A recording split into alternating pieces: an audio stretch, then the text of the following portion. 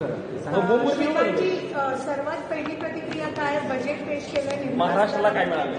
9 time हा budget पेश केला गेला. प्रश्न हा निर्माण होतो की कॉमन मॅनसाठी पॉकेटमध्ये काय आहे? सर्वप्रथम मी निर्मला सीतारामनजीचं खूप खूप इथे अभिनंदन करतो की आज त्यांनी 9वं बजेट हे भारताचं इकडे प्रस्तुत केलं आणि गेले 9 वेळा प्रत्येकासाठी, प्रत्येक समाज घटकासाठी काही ना काहीतरी या बजेटमध्ये देण्याचं काम केलं आणि त्याचाच प्रत्यय म्हणजे आज जेव्हा हा बजेट प्रस्तुत करत असताना 2014 मध्ये जो बजेट पेश केला, प्रस्तुत केला आणि 2026 मध्ये आज जो बजेट प्रस्तुत होतोय त्याच्यामध्ये जे कॅपिटल एक्सपेंडिचर आहे हे 12 लाख कोटीचं कॅपिटल एक्सपेंडिचर आहे, जे 2014 मध्ये फक्त आणि फक्त 2 लाख कोटी होतं.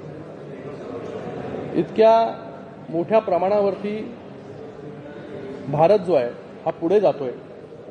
तिसरी महासत्ता बनण्याच्या वाटचाल जी आहे ही भारत करतोय. 53 लाख कोटीचं बजेट आज 2026-2027चं माननीय निर्मला सीतारामनजींनी प्रस्तुत केलेलं आहे.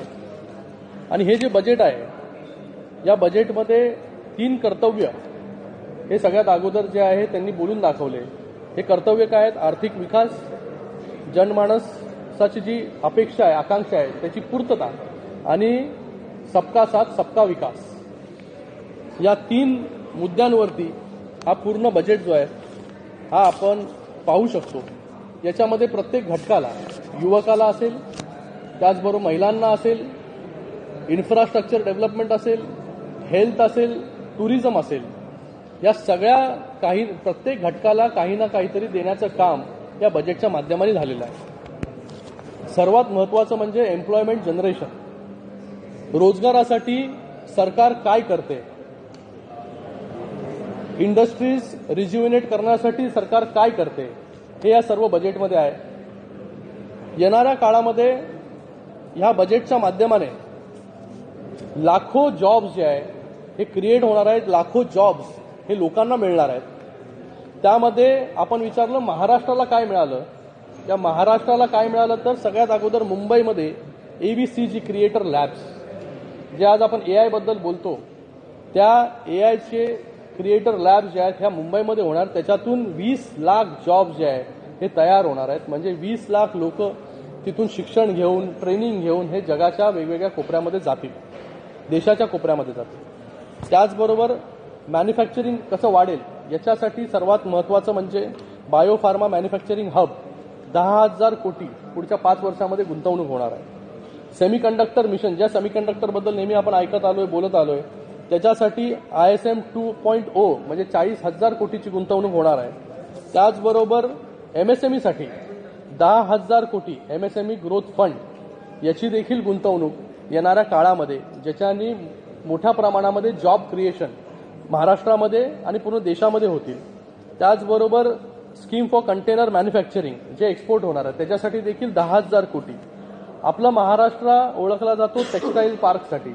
मुंबई असेल, ठाणे असेल किंवा कोल्हापूर असेल, मोठ्या प्रमाणामध्ये टेक्स्टाईल, सोलापूर असेल, नाशिक असेल, त्याच्यासाठी देखील mega textile park, Mahatma Gandhi Gram Rozgar Swaraj initiative याची देखील सुरुवात या सरकारच्या माध्यमाने झालेली आहे. महिलांना त्या ठिकाणी हँडलूम्समध्ये, हँडीक्राफ्ट्समध्ये प्राधान्य मिळालं पाहिजे, त्यासाठी 1 डिस्ट्रिक्ट 1 प्रोडक्ट याची देखील संकल्पना मांडण्याचं काम या ठिकाणी झालं. महिलांना खास करून ज्या प्रकारे लाडकी बहीण योजना महाराष्ट्रामध्ये सुरुवात केली, त्याच लाडक्या बहिणींना आता मार्केट, शी मार्ट करून याची देखील सुरुवात या बजेटच्या माध्यमाने होणार आहे. म्हणजे आता महिलांना उद्योजक बनवण्याचं काम देखील या बजेटच्या माध्यमाने होत आहे. त्याचबरोबर जे इंडस्ट्रियल कॉरिडॉर्स आहेत, सिक इंडस्ट्रियल कॉरिडॉर्स आहेत, त्यांना पुन्हा रिज्युव्हिनेट करण्याचं काम, जेणेकरून लाखो जॉब्स त्याच्या माध्यमाने लोकांना मिळतील. एक खूप चांगलं इनिशिएटिव्ह जे आहे, एक standing committee, high power standing committee education to employment. आपण नेहमी बोलतो की शिक्षण घेतल्यानंतर त्याला रोजगार कुठे मिळेल, त्याच्यासाठी एक हाय पॉवर्ड एज्युकेशन कमिटी म्हणजे स्टँडिंग कमिटीचं बनवण्याचं काम सरकारच्या माध्यमाने होणार आहे, जिथून कुठलं एज्युकेशन घेतल्यानंतर कुठे कुठे जॉब जे आहे मिळणार आहेत. त्याचं एक उत्तम उदाहरण म्हणजे 5 युनिव्हर्सिटी टाउनशिप जिथे इंडस्ट्रियल अँड लॉजिस्टिक कॉरिडॉर्स असतील त्या ठिकाणी बनवणार आहेत, जेणेकरून शिक्षण जे आहे जे इंडस्ट्रियल कॉरिडॉर्स असतील किंवा लॉजिस्टिक कॉरिडॉर्स असतील त्याच्या जवळच लोकांना शिक्षण घेण्याची संधी देखील मिळणार आहे.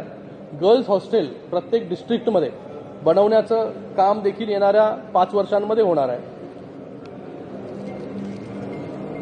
फॉरेन एज्युकेशन अफोर्डेबल करण्याचं काम केलं, त्याचं TCS मधून म्हणजे 5% वरून 2% करण्याचं काम केलेलं आहे. त्याचबरोबर टुरिझम आणि हेल्थ मध्ये देखील मोठी गुंतवणूक या ठिकाणी सरकारच्या माध्यमाने होते. हेल्थमध्ये जर आपण पाहिलं की आयुष मंत्रालयाच्या माध्यमाने अजून 3 नवीन all India institute of Ayurveda हे देखील सुरू करण्याचा मानस सरकारचा आहे.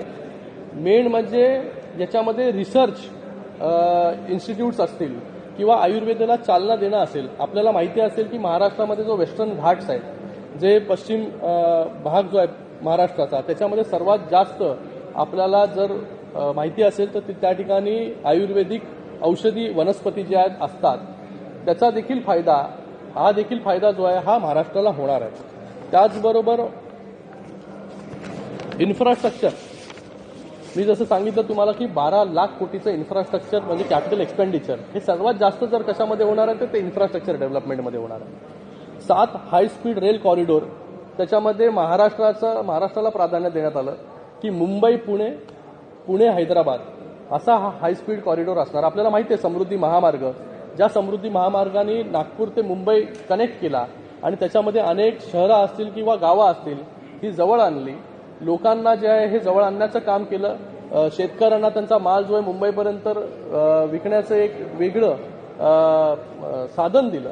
तशाच प्रकारे मुंबई पुणे हैदराबाद जो हॉरिझॉन्टल कॉरिडॉर असणार आहे हा देखील सर्व शहरांना महाराष्ट्रातील गावांना हा कनेक्ट करणार आहे.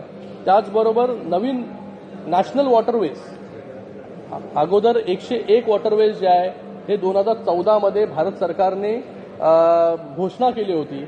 त्याच्यामधील एक वॉटरवेज जो आहे तो माझ्या मतदारसंघामध्ये देखील आहे. आता नवीन वॉटरवेज हे देखील जाहीर करण्याचं काम सरकारच्या माध्यमाने झालेलं आहे.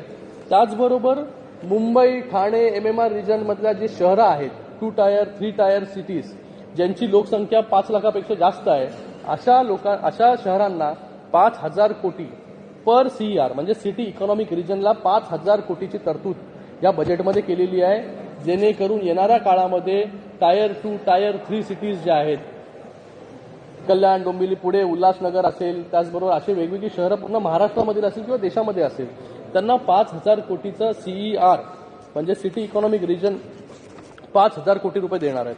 परत म्युन्सिपल बॉन्ड्समध्ये जे म्युन्सिपल कॉर्पोरेशन छोटे असतात जे लोन घेतात त्यांना 100 कोटीचं बॉन्ड जे आहे हे देण्याचं काम देखील या माध्यमाने होत आहे. तर मला वाटतं एक ओव्हरऑल सगळ्यांसाठी काही ना काहीतरी या बजेटमध्ये आहे. कॅन्सरचे ड्रग्ज आहेत त्याच्यावरचं बेसिक कस्टम ड्युटी 17 कॅन्सर ड्रग्सच्या बेसिक कस्टम ड्युटी कमी करण्याचं काम म्हणजे माफ करण्याचं काम सरकारने केलं. त्याचबरोबर 7 जे रेअर डिझिजेस आहेत त्याच्यावरती देखील बेसिक कस्टम ड्युटी माफ करण्याचं काम केलं. शेतकऱ्यांना AIनी लिंकेज असेल, हाय व्हॅल्यू अग्रिकल्चर म्हणजे कोकोनट म्हणजे नारळ असेल, आल्मंड्स असतील, सँडलवूड, कॅश्यूनट हे देखील हाय व्हॅल्यू अग्रिकल्चरच्या अंडरमध्ये घेतलेले आहे, जेणेकरून शेतकऱ्यांना देखील त्याचा फायदा होईल. जे मत्स्यशेती करतात त्यांना देखील त्याचा फायदा करण्याचं काम जे आहे होण्याचं काम या बजेटच्या माध्यमाने होणार आहे. म्हणजे एकंदरीत प्रत्येक घटकासाठी काही ना काहीतरी देण्याचं काम या बजेटच्या माध्यमाने झालेलं आहे. आरोप असा होतोय की ज्या राज्यामध्ये निवडणुका आहेत त्याच राज्यामध्ये खास करून केरळ असेल, तमिळनाडू असेल ही राज्य डोळ्यासमोर. आता उत्तर प्रदेशचं पण आहे ना, उत्तर प्रदेशचं पण निवडणूक आहे. नाही पण यावर्षी ज्या राज्यांच्या निवडणुका बघा नेहमी प्रत्येक वेळेस विरोधकांचं हेच असतं की ज्या राज्यांमध्ये निवडणूक आहे त्या राज्यांचं नाव घेऊन जे आहे. आता हे सगळेच प्रत्येक राज्यासाठी पूर्ण देशासाठी हा बजेट आहे. इथे कुठल्या एका राज्यासाठी केरळला बाबा अमुक एक फंड दिला, तमिळनाडूला अमुक एक फंड दिला असं झालेलं नाही आहे. तिथे पूर्ण देशाला प्रत्येक राज्याला काही ना काहीतरी देण्याचं काम या ठिकाणी झालेलं आहे. महाराष्ट्राचं नाव घेऊन स्पेसिफिकली अशा काही खूप मोठ्या गोष्टी आहेत, कॉरिडॉर सोडून दुसऱ्या काही गोष्टी नाहीयेत असा मी तुम्हाला बोललो कॉरिडॉर आहे, त्याचबरोबर 5,000 कोटी प्रत्येक CERला टायर 2 आणि टायर 3 सिटीजला. महाराष्ट्रामध्ये नाही का tyre 2 tyre 3 cities. High speed corridor असेल, मी तुम्हाला बोललो वेस्टर्न घाट्समध्ये आयुर्वेदिक सेंटर्स असतील, त्याचबरोबर इन्स्टिट्यूट असतील, त्याचा फायदा देखील महाराष्ट्राला होणार आहे. तर एक जनरल बजेट जेव्हा होतो तेव्हा कुठल्याही एका राज्याला समोर ठेवून बजेट देत नसतो, तर प्रत्येक राज्याला त्याचा फायदा कसा होईल याच्यासाठी जो आहे हा बजेट असतो. काँग्रेस सांगते की हे बजेट 2026 न सांगून कट एक्सपेंडिचर बजेट म्हणून सांगायला पाहिजे. 1 करोडपेक्षा जास्त एक्सपेंडिचर कट झालंय ओव्हरऑल.